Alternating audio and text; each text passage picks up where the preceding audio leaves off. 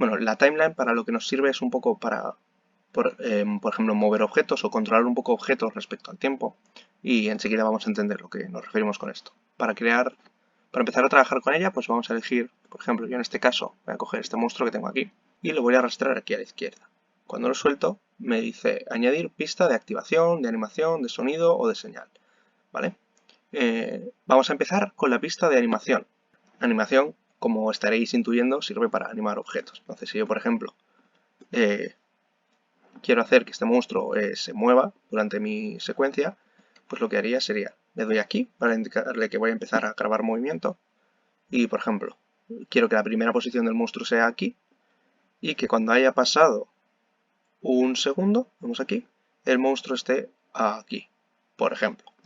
Entonces, vemos que durante este recorrido la timeline sola ya ha hecho la interpolación. Nos está haciendo que el monstruo se mueva de un punto a otro.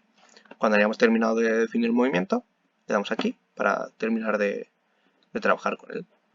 Otra cosa muy chula que tiene trabajar con timeline es que este modelo que yo me he descargado de Sketchfab me venía con animaciones. Entonces, esas animaciones las puedo utilizar en la timeline.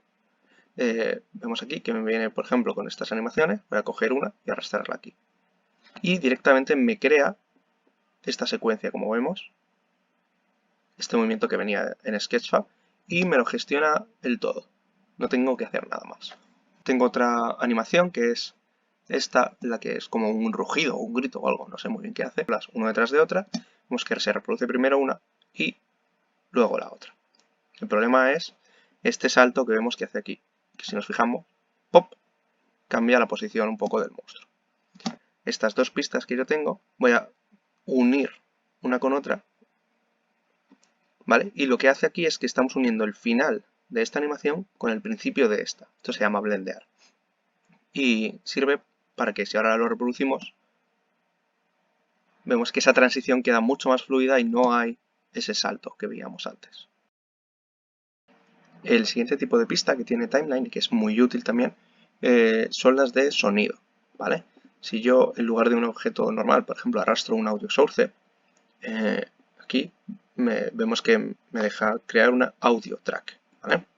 Lo creamos y aquí yo voy a elegir el sonido que le voy a poner, por ejemplo, este de aquí, unos sonidos como de pisadas. Simplemente lo arrastro a la timeline. Aquí se ve un poco mejor.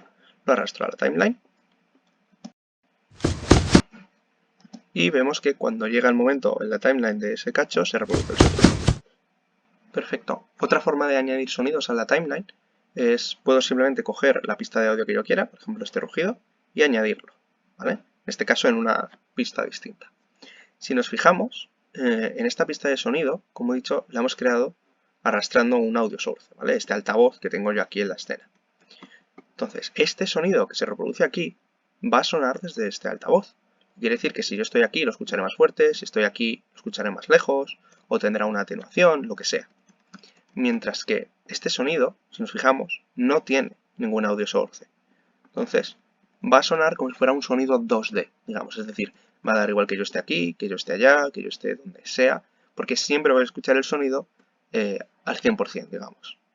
El siguiente tipo de pista que vamos a ver es el Signal Track. Este Signal Track es muy útil para trabajar con scripts, ¿vale? El Signal lo que nos permite es, en este momento, voy a llamar a este script y decirle que ejecute esta función, por ejemplo, o cosas de ese estilo. Vamos a ver un poco cómo funciona. Como vemos, tengo por aquí una linterna que he creado, que tiene un script que solamente lo único que hace es encenderla o apagarla cuando yo lo diga. Entonces, vamos a arrastrarlo a nuestra pista y al hacerlo vemos que aquí se nos ha creado el Signal Receiver. Esto lo que vamos a hacer vamos a definir qué tipos de llamadas podemos hacer a nuestra linterna. Por ejemplo, en este caso he creado una señal que se llama encender-apagar, ¿vale? Que la he definido yo. Y cuando la linterna reciba esta señal, lo que va a hacer es esto que tengamos aquí a la derecha. En este caso, llamo al script, ¿vale? Y ejecuta una función que hay dentro del script que se llama cambiar estado de la luz, ¿vale? Que lo que va a hacer es encender la linterna si estaba apagada o apagarla si estaba encendida. No solo nos sirve para cosas con scripts, también nos sirve para cambiar, por ejemplo, variables que tenemos aquí en el inspector. Si, por ejemplo, tuviera un rigid body que tiene gravedad, yo podría de repente coger al objeto y decirle quita la gravedad o pon la gravedad y que algo se caiga en una cinemática. He añadido un par de señales a la linterna en mi timeline y vamos a ver cómo se enciende y se apaga la linterna. Como vemos, está pasando por los puntos en los que debería encenderse o apagarse, pero no está haciendo nada. Esto es porque, como funciona por script, solamente va a afectar los cambios cuando juguemos en modo play. Si yo ahora le doy a play, vamos a ver que cuando llegue este momento, el script Muy bien, pues ya he distribuido un poco las llamadas a encender y apagar la linterna. Y el último tipo de track que vamos a ver va a ser la Activation Track. Esta es la más fácil de todas. Voy a coger de nuevo, por ejemplo, a mi monstruo, ¿vale? Ya que lo tenemos un poco abandonado, pobrecito. Y lo voy a arrastrar a la timeline una vez más. Ahora lo que le vamos a decir es, en vez de una animation, vamos a crear una Activation Track. La Activation Track determina cuándo un objeto va a estar activo y cuándo no. Es exactamente igual que si nosotros le diéramos a este botón de aquí. ¿Sí? Entonces, como vemos aquí, mientras tenemos este rectángulo, todo ok, cuando se sale del rectángulo, digamos, ¡pum!, desaparece. De hecho, aquí podemos ver cómo el check se desactiva. Y aquí podemos ver ya cómo he sincronizado la activación del monstruo. Vale, vemos que aquí no está, ahora aparece, desaparece, que vuelve a aparecer, desaparece. He cambiado un par de cosas, he añadido un par de sonidos y vamos a ver qué secuencia se puede hacer con el timeline.